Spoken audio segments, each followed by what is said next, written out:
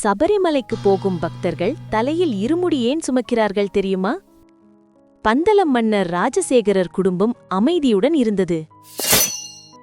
மணிகண்டன் பண்டைய போர்த்திறன்களையும் புனித வேதங்களையும் கற்று அனைவரின் இதயங்களையும் வென்றார். ஆனால் ராணியின் பொறாமையும் மணிகண்டனுடன் சேர்ந்து வளர்ந்தது. ராணி உடல்நிலை சரியில்லாதது போல் நடித்தாள். புலியின் பால் மட்டுமே என்னை குணப்படுத்த முடியும் என்றாள். சிறுவன் மணிகண்டன் அம்மாவுக்கு புலியின் பால் கொண்டுவர காட்டுக்குள் செல்ல ஒப்புக்கொண்டார். மணிகண்டன் 2 துணிகளை எடுத்தார். முதல் துணியில் நெய் நிரப்பிய திரிகண் தேங்காய் அரிசி வெல்லம் வைத்தார்.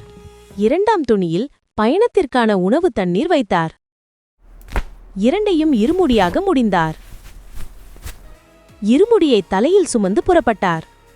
இப்படிப்பட்ட கதைகள் இன்னும் வேணுமா? லைக் பண்ணுங்க, ஃபாலோ பண்ணுங்க. காட்டில் அரக்கி மகிஷியை சந்தித்தார்.